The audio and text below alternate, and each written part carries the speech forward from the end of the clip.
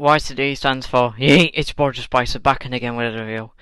Sorry for the lack of uploads, I've been kind of busy. I've been waiting for a few weeks now for this to come, well a few days actually, and I'm glad I've got this. I was technically going to save up for the Universe Remote Control 10th Doctor Sonic, but it was overpriced, so I changed my mind. Ever since I started to watch Torchwood, I wanted a Vortex manipulator again. So, having a look at the box, you have the BBC Doctor Who logo, 2005 sonic screwdriver with blue LED, and of course Vortex manipulator with blue LED and protective cover. The Ninth Doctor 2005 Vortex manipulator and sonic screwdriver. This is by the Underground Toys, which is a USA product. Gladly I didn't have to import this. I got it from eBay for about 50 quid, which I have to have no import tax either, so that was good. It's never been opened actually, so it tells you in the legal information at the back, an image of the Sonic and the Vortex. So let's have a look at the prop out of the box. So the sonic screwdriver is a little nice representation. It's got a nice blue LED, pretty bright. In fact, it will illuminate the strip when everything is dark, which is cool. I quite like that actually. It's pretty small. Again, that'll be the batteries rattling in there. So it's nice to have a little Sonic alongside it if you're just a starter with it. And of course we do have the Vortex manipulator, which is very nice. It's pretty hefty, I do say. In fact, it's been a long time since I've owned one of these. You've got these like nice little representation of leather and nice little creases. You've got your little buckle. Now the paint does tend to chip off. I haven't worn this yet, but it does tend to chip off, so be warned.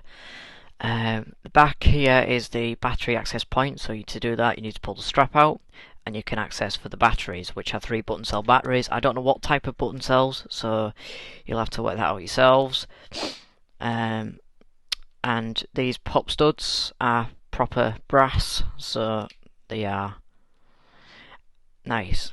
You know, they're clipping very well. And of course the Vortex manipulator has a nice good little control panel. No sounds unfortunately, but the Vortex manipulator watch itself does have noise, does have like sound, but I haven't come across one of a video yet, so I'll probably get one at some point. But it does light up, that's all it does. So this is the Vortex manipulator on my wrist.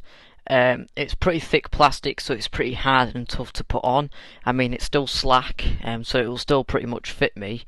I could get it to fit, but the problem is that it does, in fact, if you've noticed, the stress of the plastic is tearing it slightly, which is unfortunately.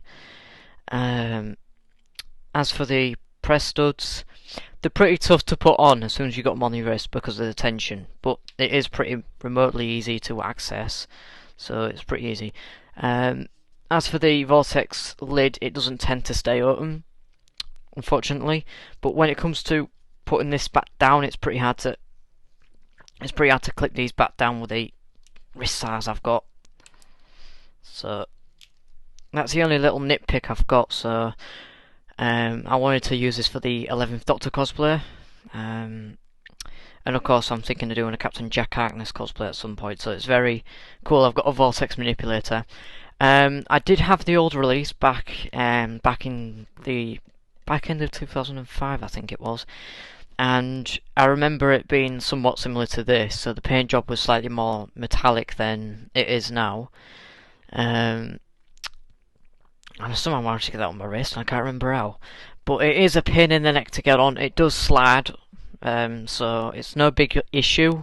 I'm glad I've got this, but I will say you have a bit of a problem putting it on. Taking it off is easy. I nearly said the P word, sorry. But end of the day, it's a nice little toy, aka replica. So if you can find this, I recommend get it, but be prepared to pay import tax. I didn't have to because I got it from a eBay seller, so that was good, and it was a buy it now price. So as for the size, compared to the Journal of the Impossible Things, it's pretty thinner. The Vortex manipulator watch, I think is about 40 quid. I'm going to try my best to get that one at some point and do a side by side comparison at some point. So yeah, it's pretty bulky. I'll give them that. It's easy to access. So yeah. Overall, what do I think of the products? You get a nice little screwdriver, which is nice, and you also got the Vortex manipulator. I recommend picking it up. This will fit some adults, but beware that it will not fit most people, so you'll have to find a bigger strap.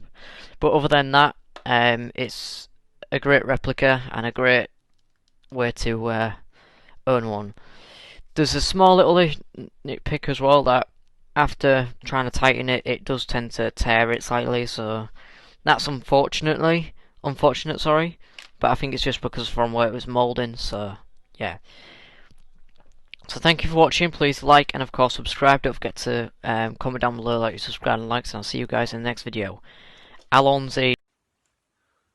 Right, let's see if this thing actually works.